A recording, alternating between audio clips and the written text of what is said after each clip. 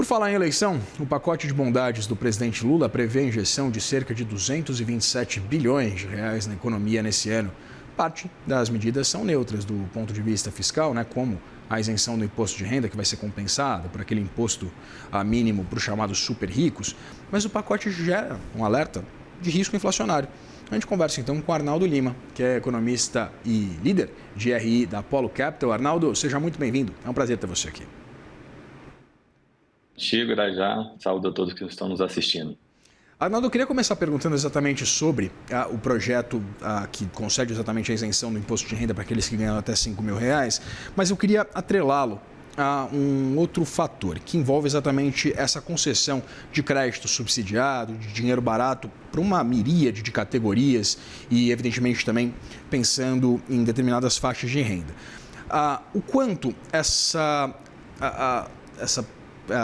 perspectiva de acesso a dinheiro mais barato impacta exatamente o aspecto contrário, a manutenção de uma taxa de juros mais elevada, exatamente para compensar a existência de praticamente uma taxa de juros paralela no Brasil.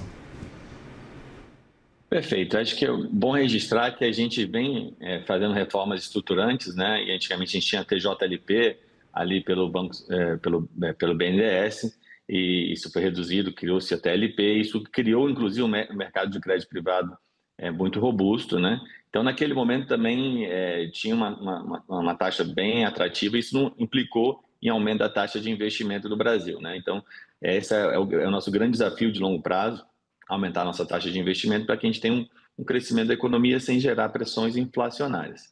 Na hora que você cria vários desses programas, e muitos deles são bastante meritórios, há de se ressaltar, você estimula a demanda agregada. Na hora que você cria um impulso fiscal adicional, o Banco Central é forçado a ter uma política monetária mais restritiva, E isso acaba também gerando um círculo vicioso, porque aí os empresários têm um custo de oportunidade de investir na expansão de maquinário, de fábricas, e acaba investindo em renda fixa, em título público, e isso acaba prejudicando aí a economia de uma maneira geral.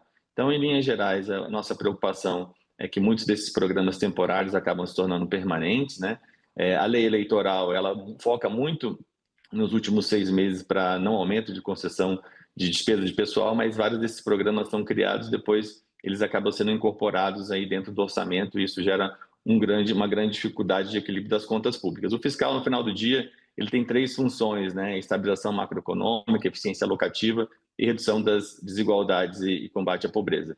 Na prática, muitos desses programas ajudam aí na parte de, inclusive, a isenção do imposto de renda, ter uma carga tributária mais progressiva, mas o fato é que o Brasil está crescendo com a sua dívida bruta, e isso nos preocupa, Está em 81% e vai chegar a bater 88% até 2029, e isso tira aí uma credibilidade do arcabouço fiscal para que a gente tenha taxas de juros reais compatíveis com a linha de desenvolvimento que a gente quer ter. Pois é, Arnaldo? E a gente discute bastante exatamente esse nível de restrição orçamentária tão significativa que a gente tem hoje no Brasil, com mais de 90% do orçamento já carimbado. E aí, na esteira exatamente desse cenário que a gente tem hoje, a gente vê o governo lançando mão de uma série de iniciativas que, por exemplo, visam o que a gente chama de gasto parafiscal. E aí eu queria entender exatamente, você falava sobre a credibilidade do novo arcabouço fiscal.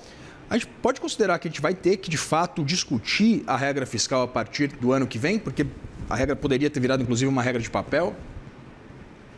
Com certeza. A gente tem aqui um arcabouço orçamentário que, inclusive, exige o envio do projeto de lei orçamentária para 2027 até o final de agosto. E no final do dia, isso não vai impactar o mercado, porque a gente vai começar a olhar só após eleições, porque nas últimas 3 eleições a gente acabou tendo PECs na transição, Então, isso tira, por definição, uma credibilidade, O que a gente entende é que a gente tem que sair do modelo de ajuste fiscal, onde o arcabouço foca muito nas despesas discricionárias, que representam só 10% do orçamento total, para a gente ir para uma linha de reforma fiscal, ou seja, reduzir a trajetória de crescimento da despesa obrigatória. O fato é que, pelo lado da receita, a gente tem crescido aí a 5,5% em termos reais, o que é bastante expressivo. Por outro lado, a despesa cresce a 9,4%. Então, um dos aperfeiçoamentos exigidos do arcabouço fiscal é que essa margem que a receita, quando cresce acima das projeções, elas não virem despesas, e atualmente viram. Elas deveriam só virar despesa quando o resultado fiscal primário fosse positivo ou com uma despesa, a dívida bruta tivesse estabilizado. Então, isso é um aperfeiçoamento exigido. No final do dia, muitas dessas medidas são feitas por meio de operações de crédito, né? Então, acaba também tirando mais o olhar do resultado fiscal divulgado pelo Tesouro Nacional, que é o resultado que a gente chama de acima da linha, para o pessoal começar a olhar o resultado abaixo da linha, que é compatível aí com as estatísticas fiscais. Então, a gente olha muito mais o endividamento do que o fluxo de receitas versus despesa. Então, no final do dia, hoje o Brasil tem uma dívida de 81%, como eu disse, mas quando você olha o conceito do FMI, né, para fins de comparação, é de 96%. O fato é que todos os países, desde da Covid, se endividaram, mas os países emergentes, por exemplo, saíram de 64% de dívida bruta para 77%. E grande parte disso em função, inclusive, da China, né, que cresceu ali de 70% para 106% do PIB. Só que a nossa dívida, além de ser alta e não ter uma trajetória de estabilização, ela é bastante cara. A nossa taxa de juros real é muito elevada em relação aos outros países. Ou seja, no final do dia, nosso resultado fiscal de curto prazo, resultado primário, é até melhor do que outros países, mas o custo da nossa dívida é muito mais elevado. E isso prejudica, de certa forma, o crescimento de longo prazo. Pois é, né, Arnaldo? E a gente tem acompanhado, inclusive, essa dificuldade do próprio governo de se financiar, oferecendo prêmios cada vez mais elevados, com, inclusive, um prazo de vencimento desses títulos também bastante esticado. E eu queria entender exatamente a viabilidade de continuar ofertando papéis, evidentemente com um custo tão elevado, né, para rolar essa dívida. Você fala sobre esse prêmio de 14%, 15% que a gente tinha até pouquíssimo tempo atrás. Queria entender exatamente a sustentabilidade de manutenção de uma taxa de juros tão elevada e, evidentemente, por que a gente tem uma taxa de juros tão elevada? Acho que é bem saudável comparar que a taxa de juros real não é a Selic, né? A Selic é um dos fatores, mas a gente também olha as expectativas de inflação à frente, né? E os prêmios de risco. Então, o fato positivo é que a gente, hoje o Brasil ele é credor líquido internacional. Antigamente a gente tinha uma dívida externa, muitos países emergentes, inclusive, têm uma dificuldade de se financiar em moeda própria, então a gente tem essa facilidade.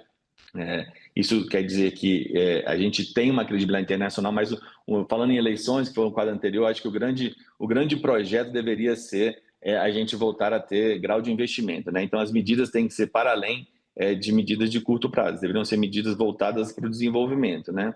E acho que a grande questão aqui é que assim, os investidores institucionais eles acabam investindo mais em títulos públicos do que, por exemplo, em ações, em fundos de infraestrutura, né, que são muito mais condizentes com o aumento aí da nossa capacidade de oferta, né? Então, não, no longo prazo é inevitável um ajuste na despesa, senão isso vai virar inflação e isso acaba corroendo aí o poder de compra das pessoas mais pobres.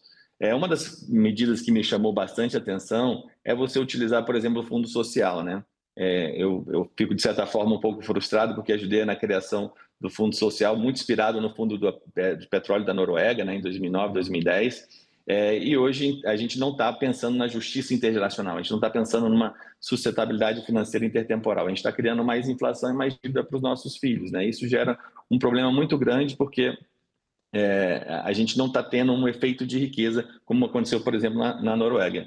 Pegando um gancho na Copa, eu diria que eles estão remando no sentido positivo do desenvolvimento e no crescimento da riqueza, e a gente está remando para trás em alguns aspectos, porque a gente está focado muito mais em despesas correntes do que despesas de capital. Isso, inclusive, faz parte da regra de ouro. Então, acho que a gente precisa ter um controle das despesas muito mais voltada à avaliação de política pública, né? E não só para o mérito da política em si. Até o governo divulgou um estudo econômico falando da matriz de insumo-produto, que é positivo em alguns momentos, mas também tem suas limitações, é um modelo de equilíbrio parcial, não conta ali, inclusive, o efeito de preço e o efeito da própria política monetária. Então, você tem efeitos de arrecadação, sim, dessas medidas econômicas, mas, por outro lado, ele aumenta aí a restrição da política monetária e isso nos gera um problema de longo prazo. Assim, a gente brincava antes, né, Arnaldo, que cada dia, todo dia, um 7-1 diferente. Agora a gente pode falar que é cada dia um gol do Haaland em cima daqui do Brasil. Muito obrigado, viu, Arnaldo? Foi um prazer conversar com você. Conversei com o Arnaldo Lima, economista e líder de RI da Apollo Capital. Sempre um prazer, meu caro. Prazer é meu. Até mais, abração.